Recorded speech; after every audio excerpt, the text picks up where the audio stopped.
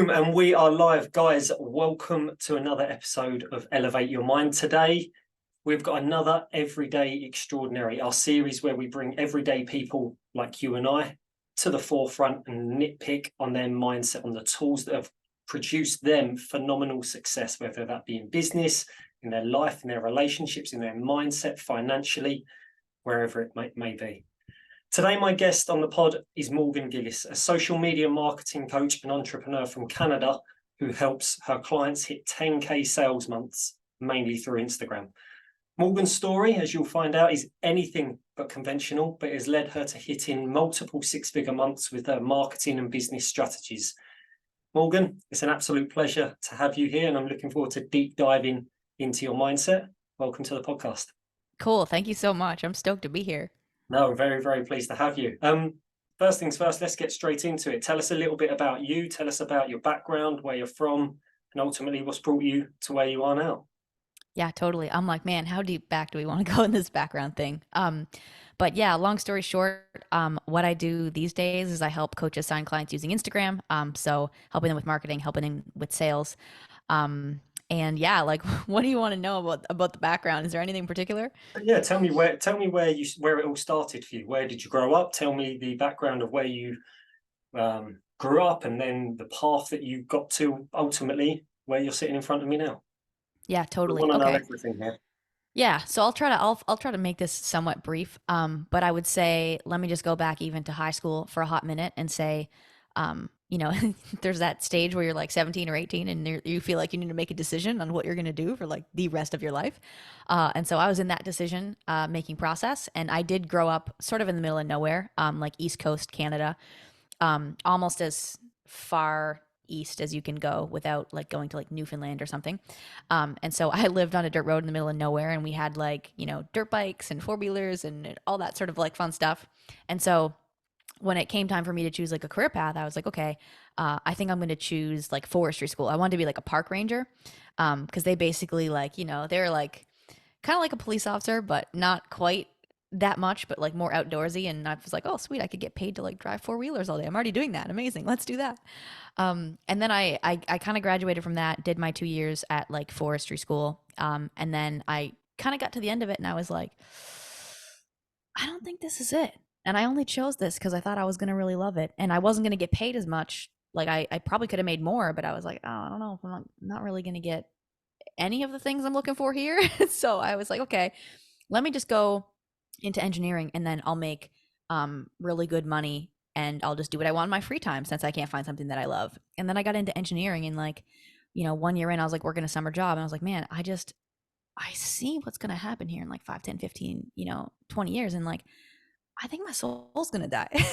And so I was just like, okay, I don't know what I'm after, but I know it's not this. And I ended up like leaving, and I dropped out of engineering. I moved to Memphis, Tennessee to like work for some guys that I found on friggin' YouTube. I was like CrossFit obsessed at the time, and I was like binging all their stuff on YouTube and their podcast.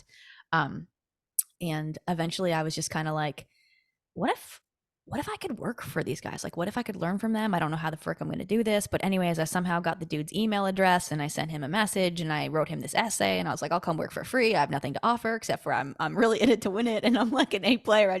I'll get the skills, you know, and he let me come work for him for free. And then long story short, that got me into CrossFit coaching and then nutrition, taking a bunch of different certifications and learning about social media. And one thing snowballed into the next thing. And then the biggest thing at one point, like what shifted me into this stuff and the marketing stuff, is like I couldn't figure out how to get clients for like 5 years. I was like quadruple certified and like could In not your get nutrition clients. business, What's that? your nutrition business, you couldn't figure out how to get clients. Yeah, it was for my like my health coaching nutrition business. I just like struggled forever for like probably like 2014 to 2019 was just like struggle street for me. And then once I mean there was a number of different things that happened. I finally hired a coach. I finally invested in a course. I got into some masterminds. I joined a co-working space. Like a bunch of different things happened. I got a job as a lead generation strategist for a startup. And so, like, a bunch of different things happened, but I still had that, like, I want to do my own thing. And so, it wasn't very long that I had that startup gig job and I left again and went out on my own. And then like 3 months later, I went from basically being a broke coach to being like, holy crap, like I just made more in a month than I used to make in 6 months. This is crazy. And then once that clicked, I was like, oh, I got to teach this. Like, I just had this problem for 5 years. I know how to solve it now. Cool. Let me teach other people how to solve this problem. And that's where we are right now. And that's where we are now. Yeah. That was 3 years ago once it clicked. And now it's just full blown down that path. So how long have you been doing exactly what you do now, helping coaches scale, helping clients scale to those 10K months? How long have you been doing that now? Yeah. I think it's a little over 3 years now of me helping coaches. Yeah. And if you don't mind me asking, what has been I know you speak about this on your Instagram, in those 3 years, what's the growth been like? And that can be from a business standpoint, financially, however you want to disclose that. Yeah. I mean, I would say, I mean, that first, at first when it clicked, when I had basically I had my first like 20K month, which was like crazy. Um, and then that first year was a lot about like learning how to be a good coach and like um just figuring a lot of stuff out, and your business is like a little infant at that point. Like it just needs so much care and attention. And so that was, I think that year ended up being about a 60K year. That was 2020. And then 2021 was, I think, another 60K year. It was different because it's like at first you kind of had that big month, but then it was like, how do I stabilize this? Like, what do I need to do here? So the first year ended up being 60. The second year ended up being 60. 2022 ended up being 270. And I think a large part of that was really like really calling myself up to a higher level and like investing like a pretty penny, we'll just say, like in mentorship, and really putting a lot of skin in the game. And then that kind of leads us, we're into 2023, but this year has definitely been, I mean, let me take a ponder here.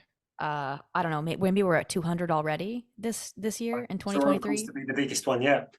Yeah, I mean, who knows? I don't have a crystal ball, but No.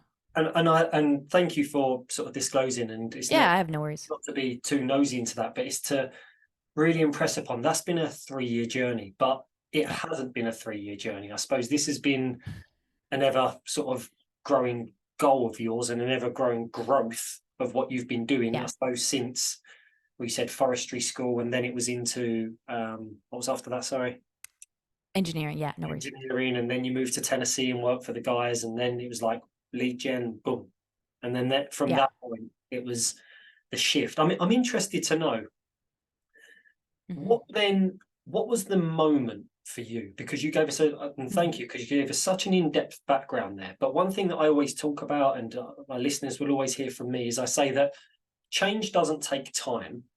Mm. Change happens in a Oof. moment. It's one thing I always come back to. And I know you've been on a journey there, but I suppose there would have been I would have gathered a moment where you said, I think you alluded to it, where you was like the switch went, where it was like, right, this is what I'm going to do. This is, because you said early on as well, you wasn't quite sure what you was looking for, but Hmm. now it almost sounds like you found that and you're delivering that and you're reaping the rewards of that. So I'd be really interested to know, where in that journey would you say the change happened? Yeah. I mean, I would say there are many different switches. There's a bunch of different pivot points, right? I think the first, like one of the switches was, okay, I don't know what the frick I want in engineering, but I know it's not this. And that was a big jump for me to just leave. And like, I was like an A student, like that's all I knew. And so that was like, I felt like such a failure because I was like, oh my God, I'm 3 years into school now. All my friends are going to be graduated. They're going to have all their stuff together and they have their whatever, their certificates, degrees, whatever, right? And I'm going to be at square zero. And like, that was like a big switch, you know? Um, and then I think um, the other big switch, because that got me on the coaching path, I would say. And then once I was on the coaching path, I remember this. It was almost like there was a switch to change career paths, which was the engineering to coaching thing. And then there was a switch. This is the big one I call it, like my moment of peak disappointment was in like 2018. I'd love to dive into that one because like Yeah, that, I think that was the one that like really changed the trajectory. that's the one I'm after. Um, what's that? That's the one you're That's the after, one yeah. I'm after. And then there was another switch like once I left the startup thing because I was like I had burned the boats. It was like, okay, well, we're all in now. We can't go back. Um but I'd say the one in 2018, I mean, I remember walking in. I had moved to like Kelowna, BC. I was living with my uncle at the time. I was still waiting tables to pay bills. Um and it had been 4 years since I left engineering. And I remember I actually moved to Kelowna because my uncle was there, and then he actually got a job back in Toronto, and so he was leaving, and I was like, dang it. So I like he was in the middle of moving his house back to Toronto, and the whole thing was empty. And I remember like So it's, walking. sorry to Like, interject it, but no, go ahead. just for us UK listeners, BC, Oh, British Columbia, and British Columbia. Toronto, meaning other sides of Canada. Yeah, like Toronto, like BC is like very West Coast Canada, and Right. then Toronto is like sort of in the middle, but like Middle East type thing. Right, and you was living with your uncle in BC, and he was moving to Toronto, so you was there on your own. Well, totally, yeah. Like I Right. moved there, and I thought that we were both going to be like, I thought I was going to be there for a minute, and I had some family there, and then a month or two later, it was like, oh, I'm actually going back to like 2,000 kilometers away, and I was like, okay.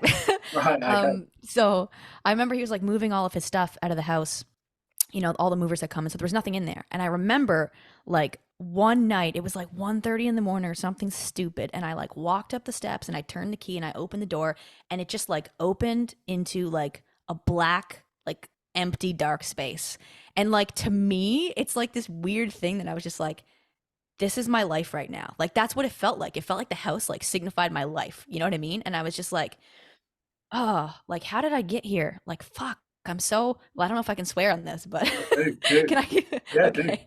I was like, how did I get here? Like I feel like I'm so determined. I feel like I like, you know what I mean? Like I'm like, how did I get into this place? Like I could have been an engineer back by now. Like how come I feel like my relationships aren't that good because I'm either working at the restaurant or I'm like, you know, I'm building, like, quote, in air quotes, if you're listening to the audio version of this, building my business. In reality, it was a hobby. But it's just like I had put a lot of focus on like work type things. And so my relationships weren't that great. I was waiting tables. My health wasn't that great. I was like not eating enough and eating crap at the restaurant. And my circadian rhythm was all messed up because I was staying up till sometimes like 4:30 in the morning, like cleaning up the waiting tables. Right. And then I was like, and my career is like definitely not really where I want it to be, you know? So it's like health, wealth, relationships, like none of those cylinders were really firing. And I was just like, oh, I was like so disappointed with myself. Like I was like to the point where I was like disgusted with myself. And I remember calling my friend at the time. And this is a good, I'm thinking of a good side tangent to go down here, but I'll leave it. But I remember like calling my friend at one point and just like trying to talk this out with him. But I was just like, I just felt so disappointed that I was like, I can't even talk to anyone. Like, I think I just need to just sit with this. Like, I don't even want to talk to anyone. I just like literally tuned everyone out.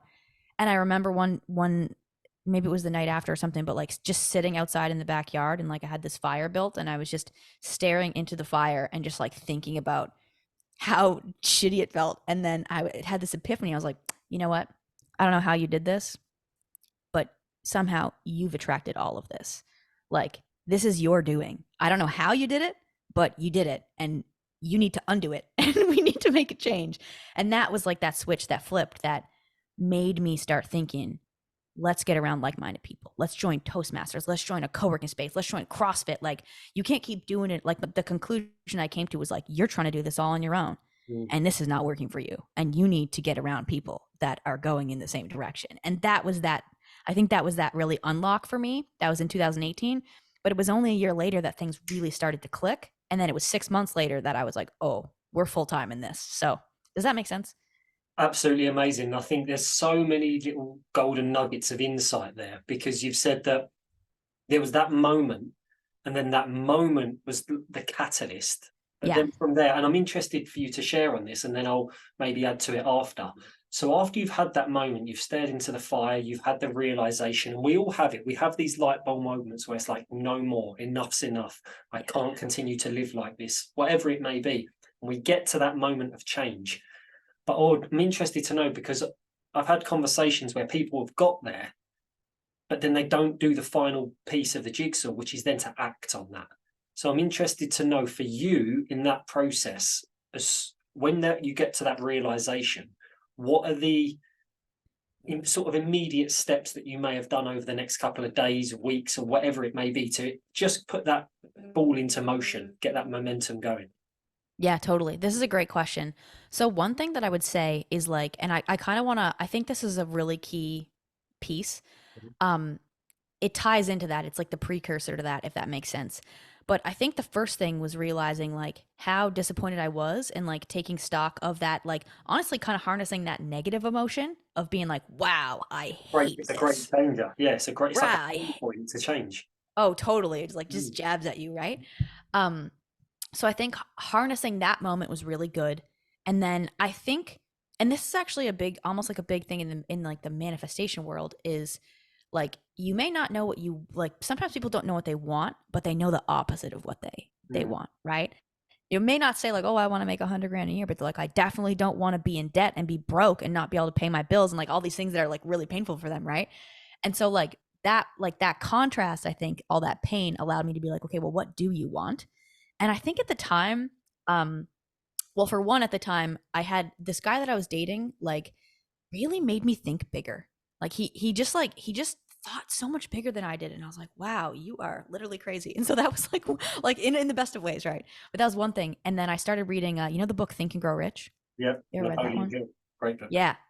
Yeah, so I think I was listening to that on audiobook or something like that, and I remember getting to this is the same time was like that peak disappointment moment, and I remember getting to this one point in the book, and it said, "If you bargain with life for a penny, it will pay no more." Do you remember that? Yeah, and amazing. It's amazing how them lines stick out for you. Yeah, Right? yeah. And so I was like, "Ooh, why am I even aiming at 60 grand a year? Like, what am I even aiming at here?" I was like, what if I don't know, I got this like idea like what if I could make 1 million? And at the time that sounded like crazy, like legit crazy talk. I think I set a goal like sitting on those steps in like 2018 of like what if I like the goal was to have a net worth of 10 million in 10 years. And so by 2028 that was the goal, right? Um and then I had this thing that was driving me a bit, and the real driver, and this is something you said you want to talk about, but I think the real driver was it had nothing to do with the 10 million. It was actually almost everything to do with who I would become in the pursuit of it, because I was like, I am literally not the type of person who is capable of achieving this. Like I literally can't even practically fathom how this is possible. So I'm definitely not the person I need to be to get there. And that was the exciting thing for me. And so it was like the moment of peak disappointment, and then okay, I have this goal that I'm after. And then when I knew that like I was the one who was the I was like, well, somehow you've attracted this, even though you think you're really well intentioned and you try and whatever, you still created this mess somehow. And so there's something missing. And when my brain started to search for like, well, what is missing? It was like, well, you feel like you're a fish swimming upstream. It's really hard to do this yourself. And I was like, okay, cool. I think that's the problem. And then that made me be like, well, how do I get around people that are doing what I want to do, that are like moving in that direction? And the action was those three things that I joined. It was like, okay, right now you're waiting tables and everyone's in that industry and everyone wants to drink after and party after and whatever, and like that's not helping you, and you feel like you're always constantly fighting. So you need to get around in a space of people who aren't, you know, going that direction, because like it's really hard for you to not go that direction. So then I joined the Toastmasters, the co-working space, and CrossFit, like to you know get me on the right path with health. Toastmasters never stuck, but the co-working space did, and that's actually where I met the coach who I started working with, and she helped me get through all the mindset and perfection and all the craziness. And then it was 6 months after that that had the big month. Does that make sense? Absolutely amazing. Yeah, and I think Snowball. yeah, love it. And I mean, there's so many tangents we can go off with that. But one thing Yeah. that I love that you said, and please correct me if I'm wrong, but to paraphrase, you said you've attracted all of this into your life, whether you want to sort of accept that, believe that or not. You've done that, so you need to undo it as well. And Yeah. I always say that obviously the first step to anything, the first step to freedom is ownership. Ownership of where you are at, not from the sort of lens that you would like to see yourself, or trying to be easy ozy with yourself, or trying to sugarcoat it, but no, call it radical transparency with yourself. And you said, this is Mm-hmm. where I'm at. This is what I need to do. And I really find that amazing, because then, as you say, that snowballs. You put something in place, you put something in place, you put something in place. It's amazing, because how long ago was that then? How long ago was that moment for you? At what age? That would have been 2018. So I would have been, can I do math? How old was I? Oh my God. What's 1992 plus 2018? 8 plus 18, 26? It was 26? I think it's 26. 26. Yeah. 26. And then 26 to if you don't mind, 31? I'm 30, yeah. 30. Yeah. 26 to 30. That is where it's been almost like you found your path, you found the rhythm, you found the momentum, you found that you've kept yourself with the same, I suppose not externally, because that's always developing, but that was the Yeah. shift internally to say, right, I need to get myself around people. I need to level up in these areas. Would that be fair, or is there more to add to that? No, that's absolutely fair. And you're actually just giving me a little bit of an aha moment that I almost wish that I could give. There's a lot of people in my world right now sitting around floating on the sidelines. And I'm like, what the fuck are you guys waiting for? Like, get in this program. Like, come over here, like, let's go. But like, I think the epiphany that you just gave me, and somebody else said this to me a while ago, and I was like, well, that's not quite right. But they were like, oh, you've done a lot in the last X amount of time, in the last, since leaving engineering, let's say is 9 years ago, right? It's like, actually, not quite, because that first 5 years, yes, I was finding some stuff and figuring some stuff out, but all the progress has been really in the last 3 or 4 years, and specifically in the last, really a lot in the last year, but like a lot those last three. I've been on the like out of engineering journey for 9, but it's really been the last 3 that have been the ones that I've been really learning and really growing. The other amount of time I was like I wasn't really in it, Yeah. I was half-assing it. And I'm so pleased that you alluded to that, because I think people listening, we've all got goals in place, whether it will be health, whether it will be financial, whether it will be social, physical, whatever it may be, mental goals that you want to achieve. And people say that they have been living with it or trying to change for 5 years, 10 years, however long it's been. But it's like what you've said there. People say, oh, since engineering 9 years ago. But like what you've just said, there was the shift. And really, it's almost like just the sprinkles on top where you get all of the joy, you get all of the abundance back, you get all of the rewards for the effort and the work that you've put in. Because I think so many of us sometimes get caught up in that cycle of trying but half-arsing it, as you say. Yeah. And there's that And moment of all in that shifts. yeah. And I think quite transparently, like, I've seen your work, I've worked with you, I still work with you for this very reason. And people listening to this, I think it's good that they know that. But the reason that I choose to work with you is the numbers are great. The numbers are amazing. And they're something that, don't get me wrong, that shows your growth. I think above all else, it's what you have done. I always say it's not about what you achieve, but who you become along the way. And I think when people see that in other people, that's what they gravitate to, and that's what they can get inspiration from. And I think that's why your message here is so clear for people and so helpful, because you've said that, I was dwindling for 5 years or so, going through, and then I got to this moment. That was my shift. Then I was like, this is where I'm going. I didn't see results immediately, but I stayed true to that path. And then in the last 3 years, that's when I've almost collected my gold at the end of the rainbow, and still do. Yeah, totally. And let's hope this is not the collection of the gold. I'm like, this is There's only more the gold to beginning. come. I mean, Yeah, I'm like, this is only the beginning. I mean, The game's just begun. is the 10 in 10 years, is that still the goal?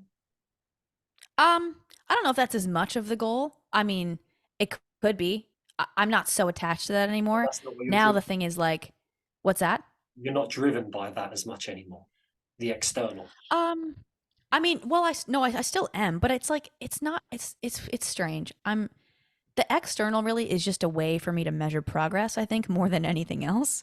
Like I'm still very driven by the internal, but the external allows me to track it. It's just like I don't know if I'm attached to the 10 million 10 years thing.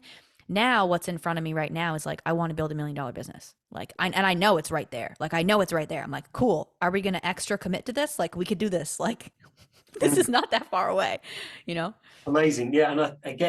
And I'm sort of noting things down as you're saying this, because I'm picking up what you're saying here. And for me, it's like someone who starts on a goal who, let's say, may weigh 300 pounds, and they say that they want to get to 125 pounds. It's almost like being broke necessarily and saying that you want to get to 10 million pounds. It's almost like, yes, that's great, but is that beyond my threshold of belief of where I'm currently at?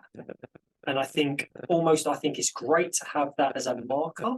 And sometimes that can almost stunt progress before you've started, because your brain's almost like, great that that's there, but I don't have the first clue of how I'm going to make my first 100K, let alone my first 10 million. I don't know how I'm going to lose my first 50 pounds, let alone £175 that I need to get down to 125, whatever it may be. But I think what you've sort of said there was, yes, that was an initial starter, initial momentum boost, things like that. But now you're like, right, first, I want to make this $1 million business.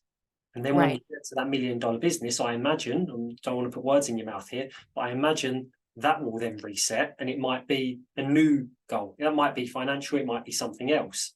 But I imagine that that would then reset again. Would that be fair?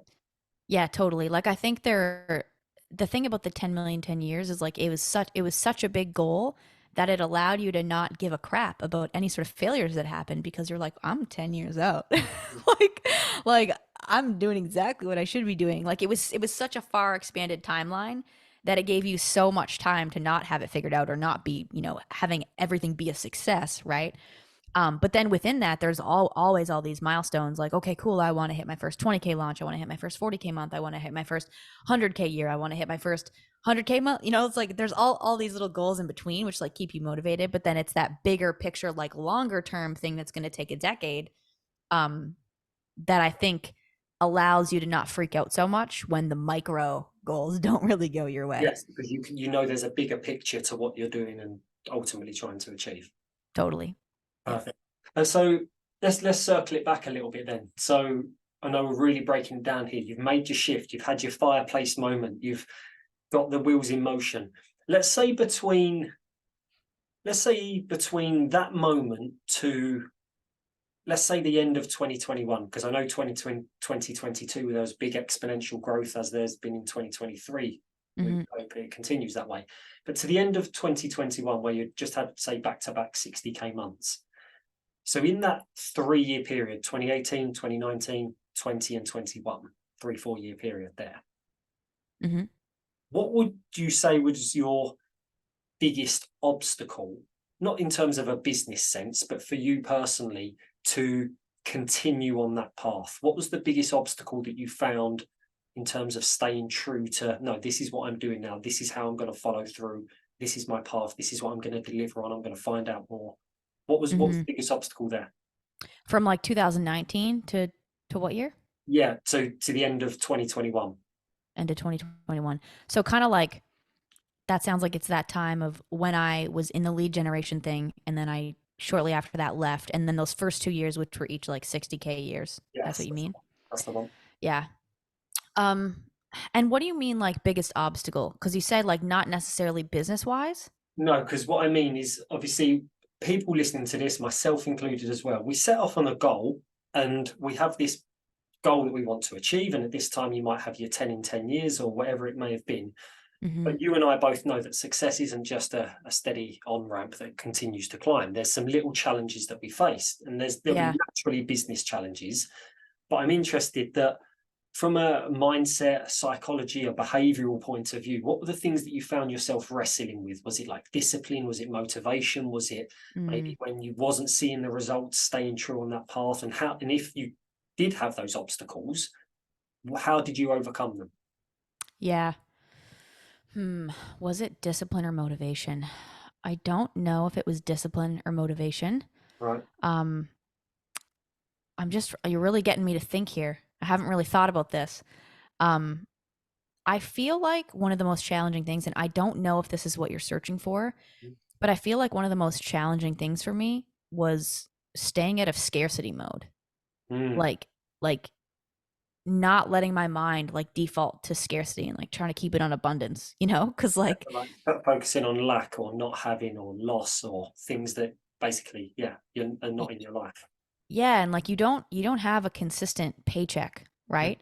So you don't have something consistent that's kind of coming through and you might have a big month, but then what's happening after that big month? And I think like that I remember that was challenging for me at times. And I was also kind of moving, like I moved a couple times in those periods and those are really challenging because I was trying to run the business and I was trying to move and, then maybe you're not doing as much of like the business stuff that you should be doing because you're moving and then you got to get yourself in trouble and then your mind's going down scarcity lane and I think that was like probably one of the biggest mindset struggles for me, like at least and to some degree sometimes I still think my thought process still goes down this track sometimes and I'm like no no no no But it was really challenging, I think, doing those 2 years. Like there was some serious ugly cry moments, you know?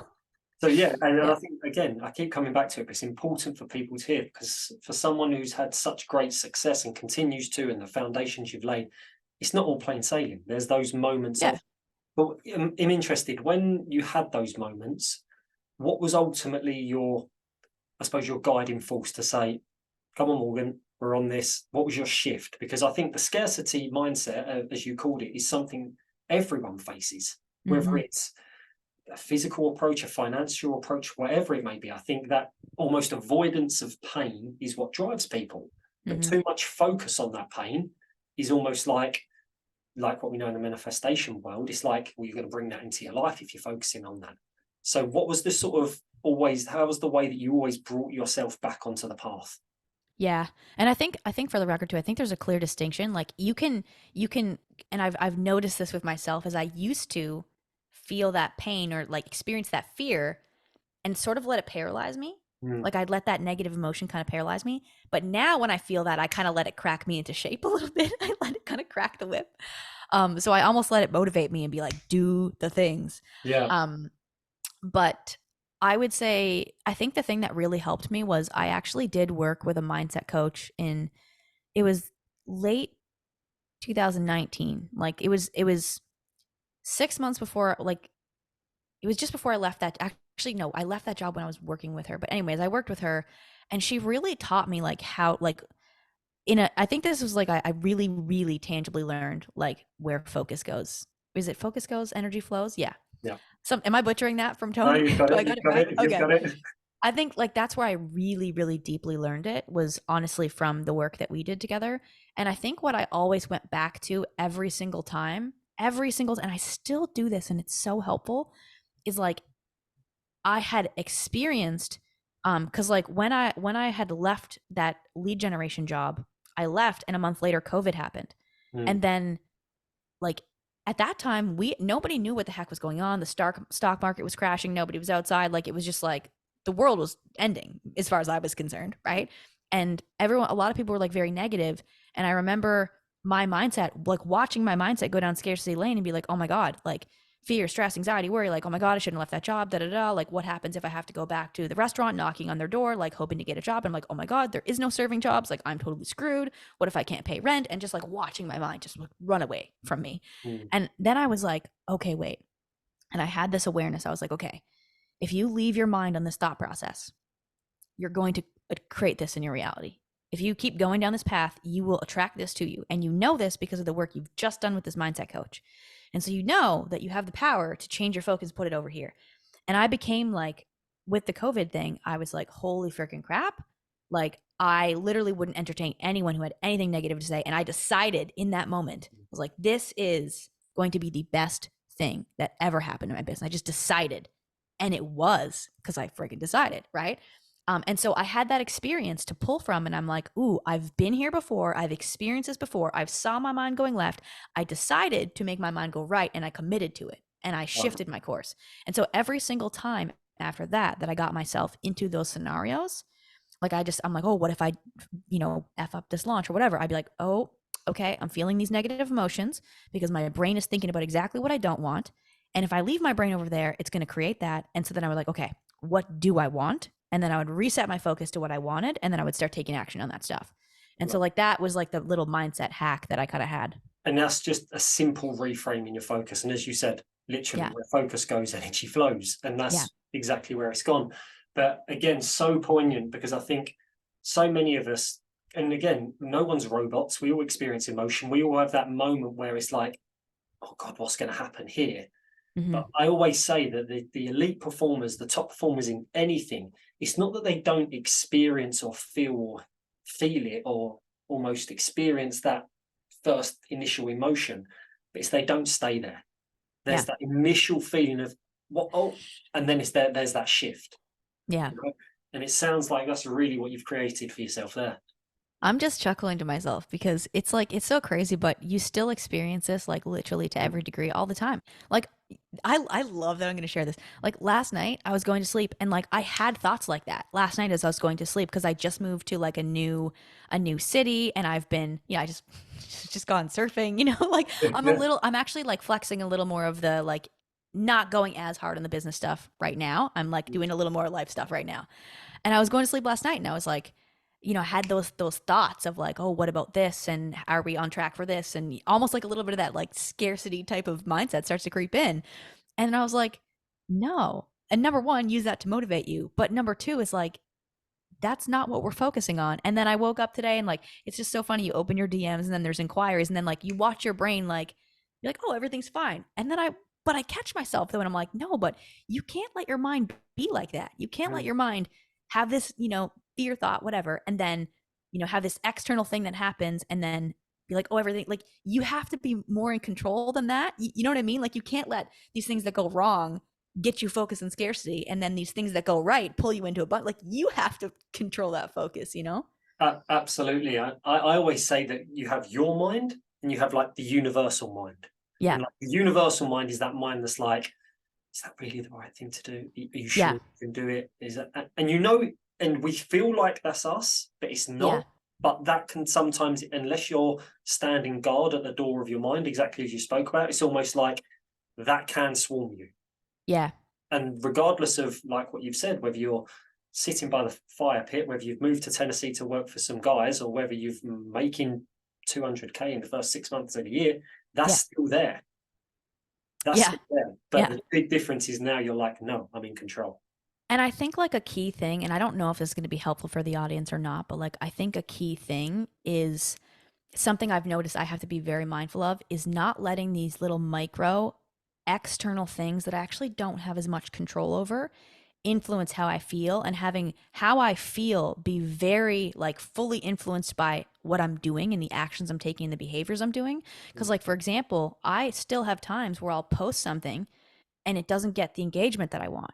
And like somehow that negatively affects my mindset and it creeps in and it's like, oh, this and that and the other thing. Or if I don't get inquiries, like that creeps in. Or if somebody says no on a sales call or something like that sometimes still gets to me. But then I'm like, I have at least this awareness of, okay, we shouldn't be letting this get to us because like there's always going to be these little things and your focus shouldn't be on how the reel went or whether they said yes or no on the sales call. It should be like on your process because you have control over that. You just don't have control of these other things. So I don't know if this is helpful, but it's just like being very, very aware, like what you have control of and what you don't, Mm. and not basing whether you're winning or losing on the external stuff that you literally have no control over and basing it like solely on the actions. Like, did you make the post? Did you post on your sales story? Are you having the conversations, like following the plan, but not worrying about like, doing the lifting the weights, but not worrying as much about the scale, if that makes sense. 100%. I'm so pleased you went into that because one is this is what I'm a big believer of, but two, Yeah. I mean, in the same sort of line of business that I do, I sort of see in both of what we do, we're in the people industry. We're in like Mm-hmm. different sort of industry in terms of what we actually do, but we're in like the quality of life industry. We're trying to enhance people's quality of life in different ways. And it's so funny what you've said there, and I can resonate with it so much, is that we're so obsessed with the how. Yeah, but how's it going to happen? How's it going to come to fruition? How am I going to get that outcome? And it's like, no, follow the processes that work. And Mm-hmm. regardless of the things that happen, regardless of the things that pop up, the thoughts, the external things in life, these things that crop up and can knock us off path, if you can exactly, ultimately, what I've taken from what you've said there is recenter, stay true to the path, follow the processes, follow the strategies, follow what you know what works. Success leaves clues. And Mm-hmm. ultimately, down the line, that's going to pay back. That's going to pay back in so many ways, in business, in relationships, in your body. But Yeah. I think so often we can get swayed off that path, and then all of a sudden our behavioural traits change or our habits change, and we start that self-doubt process, and we don't go all in. So and I just want to stay on that for one moment, and then I'm going to sort of take it a little bit off topic, a little bit off that sort of subject. Is that underneath all of this, underneath it all, it sounds like, for me, from hearing your background or something, there's always been that something in there. There's always been that something that's like inspired you to achieve more, be more, grow more. Hmm. Something in there. Where has that come from? Is that from your parents? Is that from your upbringing? Is that something that, if you don't mind me saying, is driven by a life circumstance? You don't have to tell us that, of course, but Yeah. where does that like ultimate, that leverage, that why, that inner drive come from? You know what? I don't fucking know. I don't know. I think it's just there. Like, I think it's just always been there. I don't know where it came from. Was I you like honestly that? don't. Was you like that from day one? There's always that more that you wanted. I know initially you couldn't locate it, but like what you said previously, it was like, I know this isn't, I don't know exactly what I want, but I know this isn't it. Has that Yeah. always been there, do you think? There's just that inner part of you that wants to go and achieve more, wants to I'm just chuckling to myself because I'm like, it's probably some childhood shit. We need to go do like ayahuasca or something and like pull this out. But I'm like, I don't like really when I think about it, there's just always been, and like two of my highest values are like growth and service. And growth might even be the highest one, to be honest. Like I think it just drives me. Like I Mm, just love climbing up the mountain. Um, but like when I think back of anything that I have like ever really done, like if I think of when I was younger and I was like playing mini sticks or something, like there's always that like you want to be as good as you can be, right? I remember one time, like at one point when I was like playing hockey, I always wanted to just like, how do we go to the top? mm, Like, how do we go to the top? And I wanted to like make Team Canada, like women's Team Canada. And I would like stay out and in my back pond practicing for hours by myself. And I could do that thing with like you know how Sidney Crosby, you know him? no. Big hockey guy. Anyways, he like takes a little, and anyone who's listening to the audio like can't see what I'm doing, but he like takes the puck and he like puts it between his legs and he flips it up onto his stick and throws it in it. Right. Like I could do that. But I practiced for hours to do that stuff, right? And then like when I got into racing, like I don't know if I've ever shared this with you, but like I used to race motocross like kind of professionally, like professional motocross racing, right? And like I always just like I don't know, like I just was like, okay, let me try to win in the guys class. Okay, let me win the championships. Let me do nationals. Let me whatever. And then that kind of went a little, it's like they just phased out of my life. But Mhm. then there was a new thing, and now it's like business just seems like the same thing. It seems like a sport to me, you know. Right. Yeah. But it's like I don't know where it comes from. Like now I'm surfing, and I just started surfing, and I'm like, I don't know, like maybe I could be the best female surfer in Halifax. Like I'm just like, I don't know what it is, man. I don't know. I just like No. growth. But you said it there, I think, and you said it again, which is that your highest value is growth. You look Yeah. for that growth, and you said it. You said like you just love climbing that mountain. And I think, from my experience, I've seen that there's people who love climbing the mountain, and there's people who just want to get to the top. Yeah. And I think the person who loves climbing the mountain will just do that. They'll just do Yeah. that. They'll be happy doing that. And they'll know there'll be moments of pain. They'll know there'll be hiccups. They'll know there'll be Yeah. obstacles. They'll know there'll be falls. But they're Yeah. like, I just love climbing this mountain. Yeah, totally. But I think At as well, yeah, sorry, go on. I was just gonna say like I must be like masochistic or something, but like at some point it's just funny because when I'm now in the pain moments, I'm like, yeah, I'm getting closer to the top of the mountain with this. Like it's just like even the pain is growth. You're like, what is wrong with you? You I know? can resonate completely. I mean, I do these big mountain runs at the moment where I'm like doing ultra marathons and literally running up these mountains. And it's literally exactly like what you've said there. And I see it, and I see it with people who I'm running with sometimes, that there's some people who are like, you can see it draining from them the more that they go up the mountain. And then you see other Hmm. people just like still feeling that pain, but channeling it in a completely different way, using that pain and Yeah. just using that for them. And it sounds like there you're very much the latter, which is amazing. But no, I mean, that's really, really interesting. And I think it sounds like as well, you've had a hell of a lot of life experience. I mean, just from Done a lot of listening to you random in this moves. conversation, I mean, you've moved around a lot. You've motocross, forestry, engineering, moving to Tennessee, working for the guys, waitressing, obviously British Columbia with your uncle, into Yeah. lead gen We work, can into going we all can in. throw in We can throw in wildfire fighting too. Wildfire fight. That's what I No mean. So joke.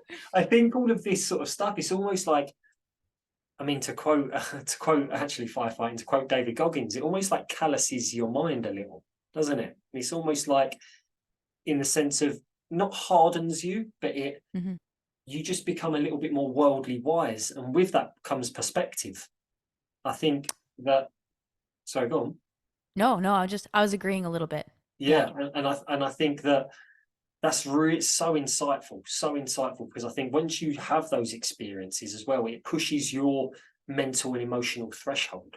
Whereas, obviously, I'm not judging when I say this, but someone who has grown up in the same town with the same people around them, doing the same job and the same sort of thing, you don't you obviously may get it in different ways, but you won't expand in the same way you do as, for example, someone who's had your experience. Yeah, this is a good point, and I don't even know if this will be helpful, but I sometimes think about that, like, what would have happened if you would have stayed in your hometown and Mm, because at first I never wanted to leave my hometown. I was like, who the frig wants to travel? I was like, well, you mm, guys are all crazy that you want to do that. Like, but I think like what would have happened if I would have stayed or if I would have been in one job?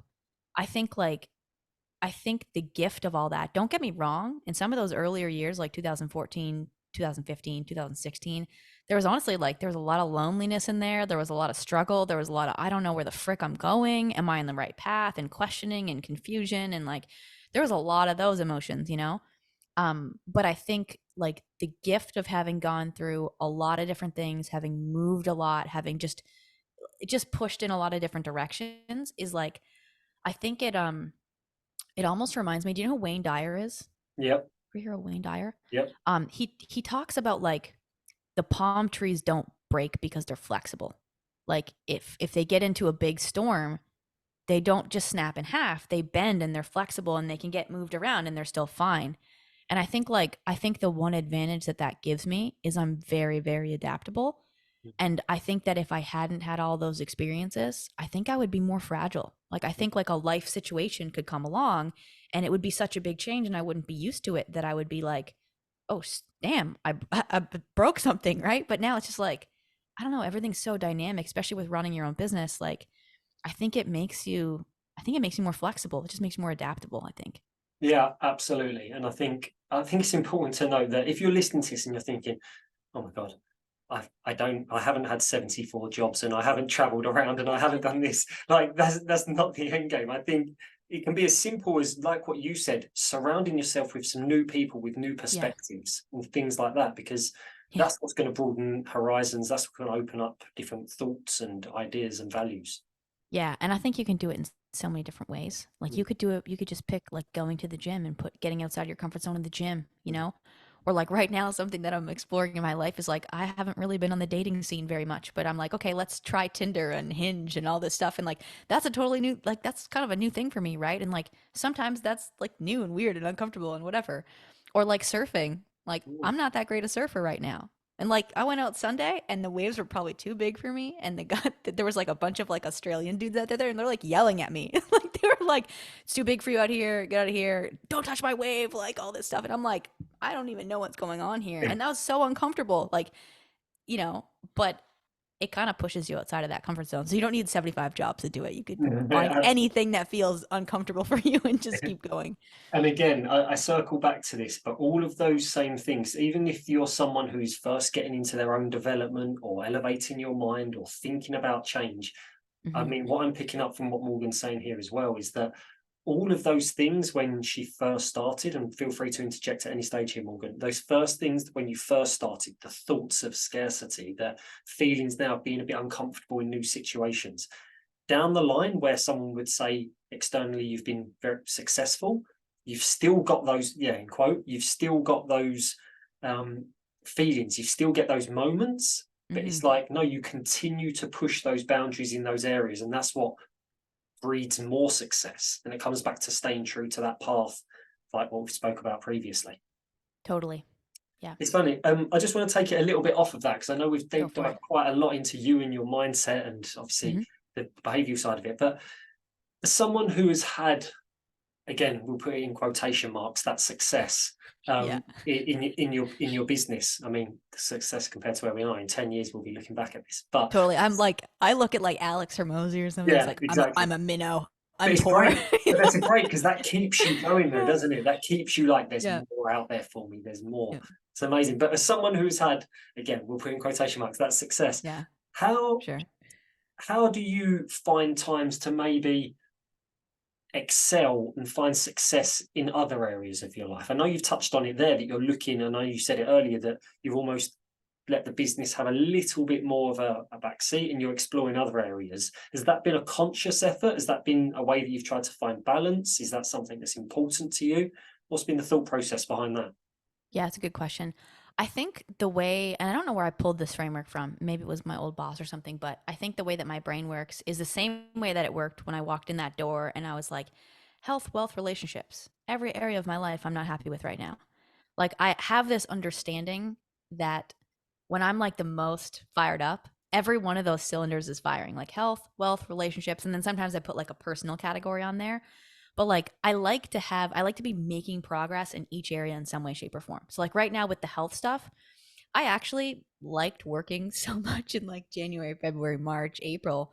And I like double sold out some launches and I was going to conferences all the time and I was like building this chat GPT masterclass and I almost like pushed too hard. Loved it, but almost kind of pushed too hard. And like I think I kind of messed up my cycle and my hormones a little bit and my gut health got a little sideways. And so right now, like what I'm working on in the health arena is fixing that. And so there's like a coach that I'm working with and we're changing some of that. If I didn't have that, I'd be probably working on gaining muscle in the gym or something, right? But it gives me a project in health.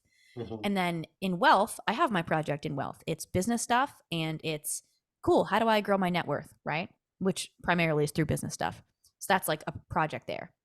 And then in terms of the relationship stuff, I'm like, cool, I really want to explore this dating thing. I actually feel like for the longest time I was like either was in a longer term relationship or I just like wasn't even looking at all.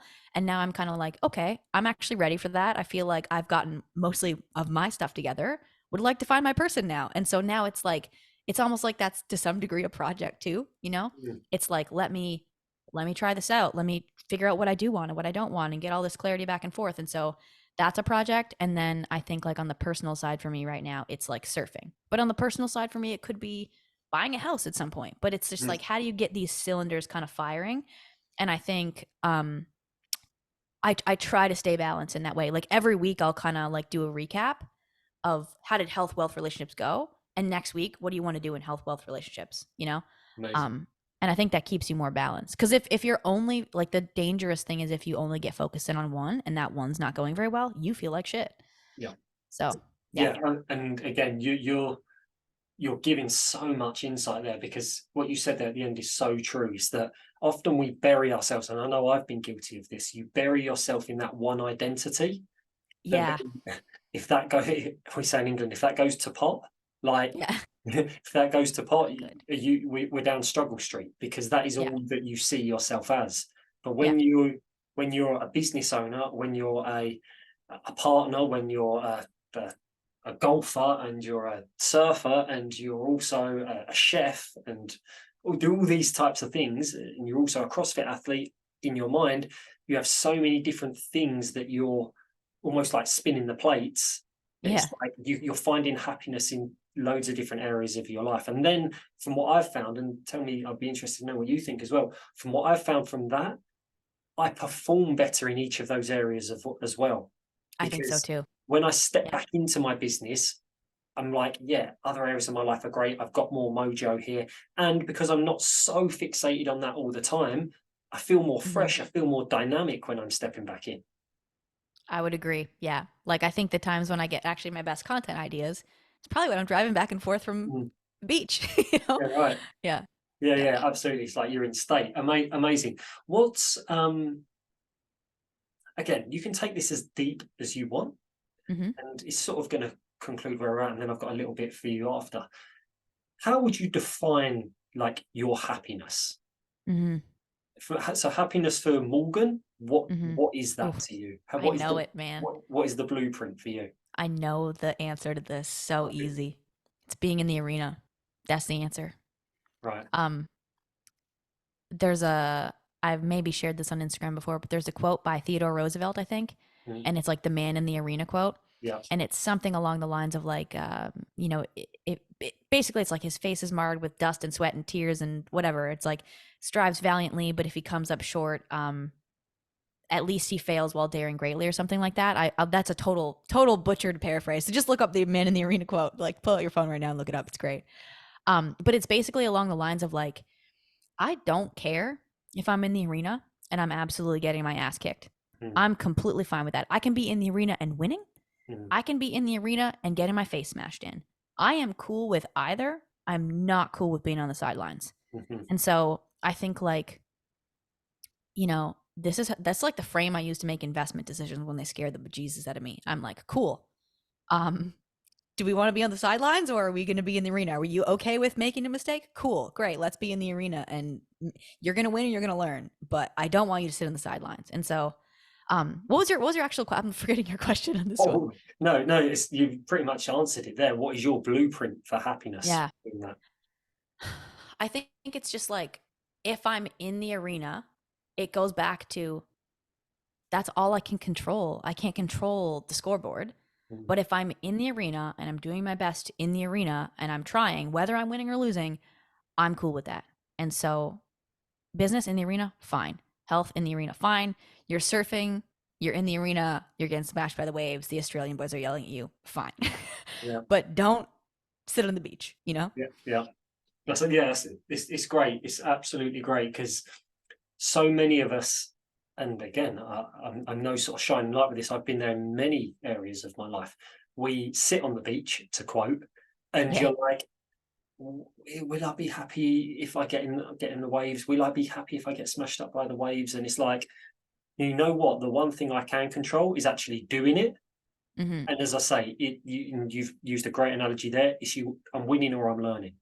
I'm Mm-hmm. going to win in this situation, enjoy it, and take that way for a ride, or I'm going to learn from that situation. And I think that a lot of people find themselves at times sitting on the beach pondering, Yeah. but then that's almost like a ready-made way for sadness, a ready-made way to be upset or be stressed or be anxious or whatever it may be, because you're not actually doing anything. And indecision Totally. just lets that sort of thing thrive. So that's pretty amazing because I think, Can I yeah, absolutely, go on, you sure? absolutely, go, Okay, I don't want to cut you off. no, do. Um I think dang, now I'm losing my train of thought a little bit. Where did it go? I think I just lost it. I think it's gone. You know what? You This, continue. this this would be a good thing because I talk a lot about my thing in pattern interrupts. Yeah, That's a really good way of doing it. there you Interrupting go. pattern. Anyway, no, it's if it comes back to you, feel free to interject at any stage. Yeah. But no, I think that's really amazing because I think when you can uncover that blueprint for ultimately what makes Morgan happy, and for those Hmm. listening, they can uncover the blueprint of what makes them happy, then in whatever area of their life, relationships, finances, business, health, physical body, mental, whatever it may be, you know the path, you know the process. What it looks like could look different in each area. But for you, for example, if you know you're in the arena, if you know Yeah. you're on the hinge, if you know you're on Hinge, if you know you're on Tinder, if you know that you're on the waves, if you know that Yeah. you're creating content in your business in these areas, you're in the arena, Hmm. then life's going to be fulfilled, happy, joyful for you to Totally. experience. And I remembered my point to come back around. I think I was so worried about cutting you off that I was like, I forgot Good. my point. But it's just funny because like I could have had a massive month, could be the best month I've ever had in my business. I like monetarily wise, I could be on the top, like quote in quotes marks, the top, right? Um, but if I am not doing what I know I'm capable of doing that day, I don't feel that great about it. Mm, Conversely, I could be having the worst month that I ever had and getting my ass totally handed to me. And if I'm doing everything that I'm capable of doing, I will go to sleep and my head will hit the pillow and I will be so fully satisfied with that. So, um, one of my, and I'm such a fangirl of Alex Ramosi, but he had something he said in a podcast, maybe last year I listened to it, but he's like, when you make a lot of money one month, you've achieved nothing. It's like, because the goal was not the goal. The goal was the activities that lead to the goal or something like that. yeah. And it's like, I understand that so deeply, but it's just like doesn't matter if you're having the best month ever. Like, I feel better, even if it's the worst month ever, but I'm doing everything that I can. I Right. know that I'm expending myself to go back to that quote, spending yourself in a worthy endeavor. And that's like, I think that's happiness for me. Yeah, because it is in line with your blueprint. I think that's amazing. Yeah. Morgan, I'll be honest with you, I could sit here all day and chat to you about this because I find it fascinating. I find you fascinating. And I suppose from me to you, I mean, thank you, first of all, for the things that you've helped me with and continue to help me with. But I think, like what I said towards the start of this podcast, I think your external quote success is one thing. Mm-hmm. I think people like people who are like themselves. And Mm-hmm. that's, I think, very on from our early conversations at the start of the year, I saw and I felt something that was like, do you know what? Like, she's driven from a purpose that's deeper than just what her bank account says at the end of that month. It's Mm-hmm. like, no, Totally. there's a service, there's a delivery there. And I think that's really come through today as well. So I want to thank you and honor you for that as well. I always like to finish these when I have a guest on. I have a little process here called one thing. Oh So boy. for those listening, Morgan doesn't know any of this that's coming. I've just told her that I'm going to ask her one thing, and it's a quick fire round. And I mean, you can ponder it if you wish, I but there feel might, like I'm so bad with quick fire rounds. I'll get there off this might, podcast, but like none of those were the real answers. there might be something that comes to you. Yeah. I don't know, but I'm going to go through this with you. And again, give it as much Go thought as for it. what you had. So this is called one thing. One person who inspires you every day. Can this is gonna be I am so bad. People are like, what's your favorite ice cream? Like, I don't know. You know what though? I'm still gonna go with Alex Ramosi on this one. There's just something about the way that guy's brain works. I'm like, I feel like my brain, and I'm not comparing myself to Alex in any way, shape, or form, but I find him very inspiring. So I would say Alex.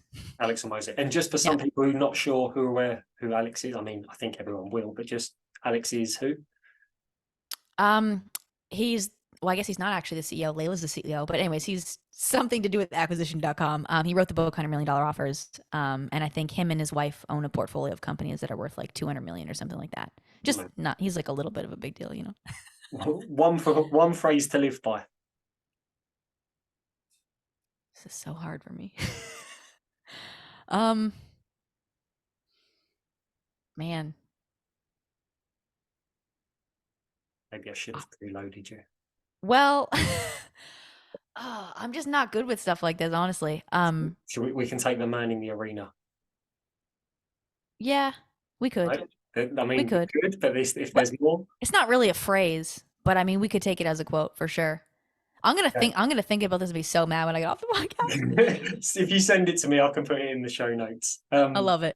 One goal you're yet to achieve or accomplish in any area of your life. Definitely the million mark. Nice. Like $1 million in a year with the business for sure. For you, one behavioral trait that's a must for quote success. Getting yourself to start. Nice. I would say that's a huge one. Like, one of the things that's like honestly probably one of the most impactful habits that I'm able to do is just like sit down and set the timer and just start the day. Like, if I can do that, I can get into it and everything's done. Right. My final one word to describe Morgan Gillis. Probably determined. Determined. I think everyone who's listened to this can feel that through the podcast as well. I think no one, whether someone's known you for a year or an hour or whatever it's been, you can feel that through you. Before we go, Morgan, obviously you've given us so much value, so much insight, and thank you so much for that. For people who want to maybe reach out to you, maybe let you know their thanks or inspiration, or maybe you've got some questions around your business, where can people find you? Definitely on Instagram, and just pull out your phone and throw at I am Morgan Gillis in the search bar. Lovely. And that will be in the bottom of the show notes and everything. Morgan, thank you so much for your time. You've been incredible to have on. You've given some real depth insights, some real golden nuggets, and I thank you for your time. Cool. This was a blast. Thank you so much. No worries at all. Have a great day. You too.